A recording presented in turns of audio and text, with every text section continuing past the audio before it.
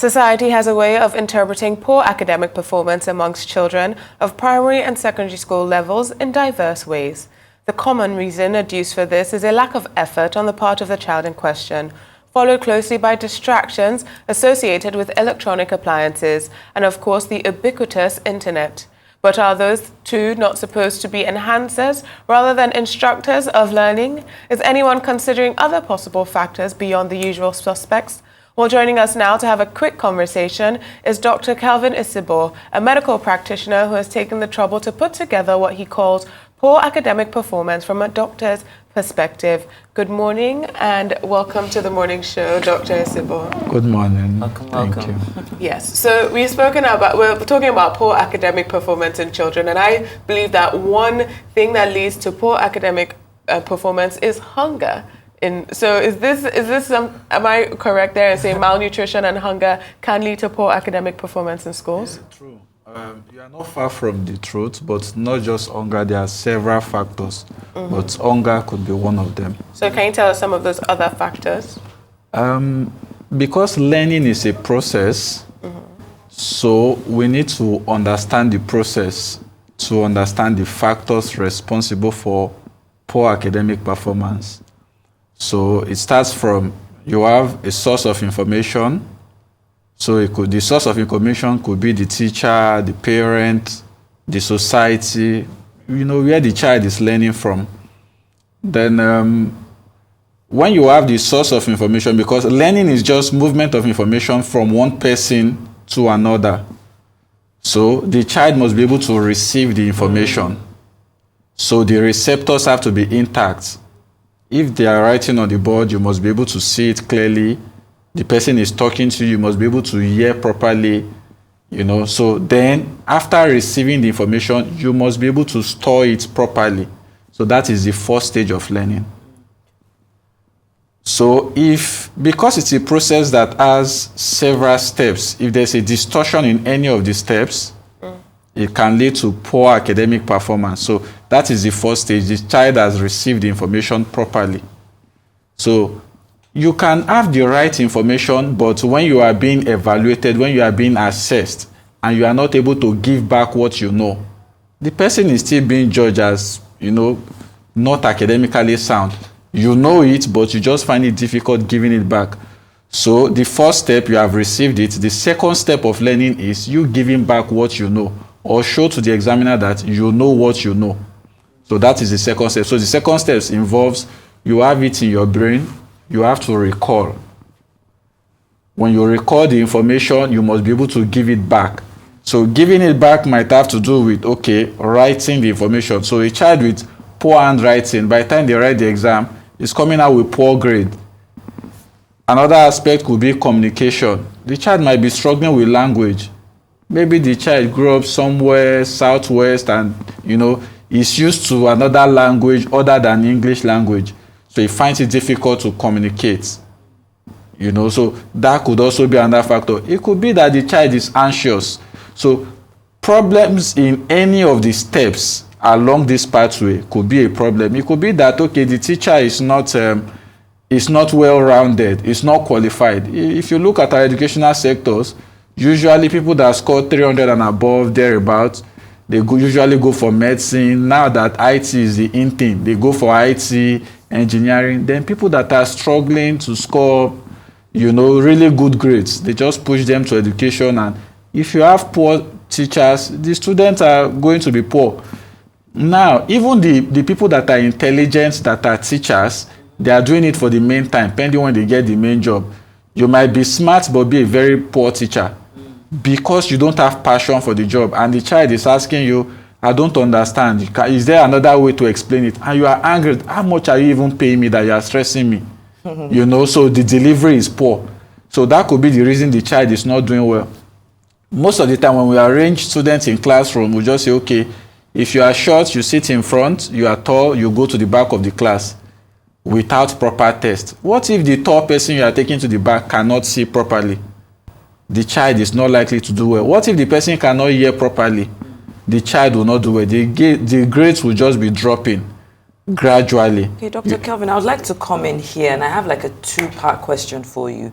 First, I want to know, we've seen a very high rise of, bullying in a lot of schools. I mean, very recently we saw, a young girl, I think in secondary school, assaulting and her fellow students. We've seen videos in the past of children bullying other children. I want to know if this is one of the things that can contribute to academic performance.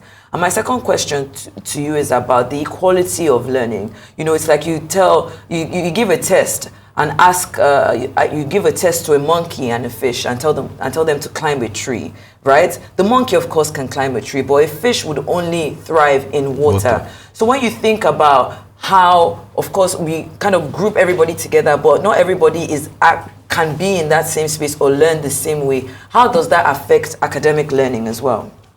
Okay, well, for the aspect of bullying, it's something that has been happening over the years, in subtle ways that we don't even realize these things. For instance, those days, like when they ask you questions in class and you can't answer it, everybody start singing Olodo Rabata or Joja Lomanje. It's part of it. That's bullying. It does not have to be physical. It can be verbal. Now, it can affect the child that in terms of self-esteem, the child is down psychologically. That child is not likely to do well. When you sing that kind of song for a child, that's telling the child that the child is dull already, the child just accepts defeat. Ever since you have been singing those kind of songs, what are you doing for that child? There are some children, you wake them up in the morning and say, okay, John, it's time for school. And the child starts crying. It's a sign something is wrong. It might not even be the classmate. It can be that the teacher is mean. I've seen a situation, a teacher wanted to ask a child a question. Even before the child opened his mouth and the child like, can anything good come out of Nazareth? You have told the child already that you cannot say, with low self-esteem, the child will just say, well, let me not even say anything, not to embarrass myself further. So bullying will affect the self-esteem. The child is not even happy going to school. Going to school, the child normally should be happy. I want to go and meet my friends. I'll play with my friends and all of that. Break time, we have games, things like that. But when you have a toxic environment, the child is not likely to thrive well. So it does affect academic performance. Then back to the second question where you give the same test to everybody. And that is why in the book I was trying to define what academic excellence is, what it means for somebody to be academically sound. It is to be able to perform, up to 50% of what is expected of an individual as it pertains to the demographics of that individual. 50% is already a fail. No, well, 50% and above. You don't have to know everything, but you are able to function well. So if you can perform more than 50%, then you are doing well. You don't have to be the best, but you are able to thrive in that environment. Okay. But as it pertains to the demographics of that individual, the demographics is very important. If you have a child in motion and you want to evaluate that child, the test you will give to that child should be different from the one that grew up in England or US, because their environment differs. If I want to assess a 10-year-old child that has never attended school compared to the one that went to school, it differs because their exposure differs. If I want to interview a doctor and a lawyer, these are people from two different backgrounds. The disciplines are different. So the doctor might know so much, about health, but maybe compared to other doctors, he's not even doing what is required, not up to 50%. But still might be better than the lawyer. Yeah, so you are a doctor and you're writing about poor academic performance. So can you explain to us why you decided to write this book and what the correlation is, especially when it comes to health and academic performance? Well, there's an aspect of medicine that focuses on issues like this, academic performance, and we call it school health. Over the years, school health has been relegated. Doctors don't really talk about it. They just focus on treating the patient and things like that. Many years ago, there was this campaign, deworm a child, because anemia is one of the things that will make a child not to function well. When they have worm, they become anemic, malnourished. The child will not thrive well in school. But over the years, gradually, it is just, it's fading off. It's fading off. And nobody is talking about it. And yet, we are seeing the effect of poor academic performance in our society. So there's an aspect of medicine that focuses on that. Because it is a science that has been studied in medicine, and the variation, the pathology, aberrations in all the various pathways can be addressed. Most of them medically, some psychologically, which is still part of the medical issues, and things like that. In advanced setting, when a child is not doing well, the first thing they will tell you to go and see a counselor, see a psychologist, which are part of the medical teams, and they start asking you questions like, oh, are your parents fighting? Are you from a divorced homes? And things like that. A medical person is supposed to be the first point of contact. But a child is not doing well. They just say, okay, get extra lesson teacher, pray for the child. When the child is flogged. Yes, And before they just accept faith. They say, well, all fingers are not equal, so what can you do? And, we just let it go. But a doctor is responsible for the academic performance of a child. All right, then. So let's bring it really back into this book, of course, that will be launching very soon. If you can let us know when, where it can be gotten. But more importantly for me, if you can explain what inspired you to explore the issue of poor academic performance from a medical perspective. Well, the few years I've practiced, I notice when I meet teenagers, and they come to my office for consultation and and things like that, and we are discussing. And sometimes you ask them, oh, what do you want to be? You are in what class? Say, some will tell you, I want to do maybe biology education. I want to do, they pick one course. I'm like, okay, why is that? Why do you pick that course? Along the line, you discover that that is not what they really want to do. But that fear factor that I cannot pass this exam, I'm not good enough to study medicine. Like, what do you mean you are not good enough to study medicine? The people doing it, are they better than you? You were created the same way. Or we were all created blank and we started assimilating knowledge.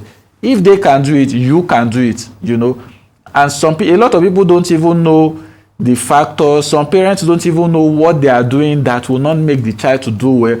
And I started saying that people don't know so much about what they need to do to enhance academic performance, and with time I started compiling the problems and things like that. Like, okay, let me make it a book that, people can read and, just brighten the society and give my quota as a doctor to the Nigerian society.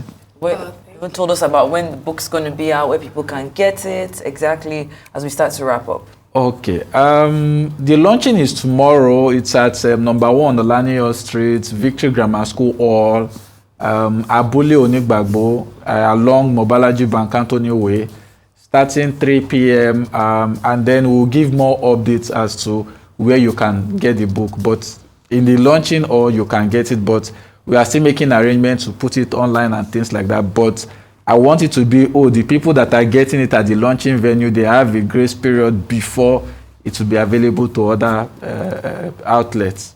We should be in the pre-grace period, don't you think? Just joking. Yes, you can be part of it. Thank you for your contribution to society, and thank you for joining us this morning Thank on you the very morning much. show.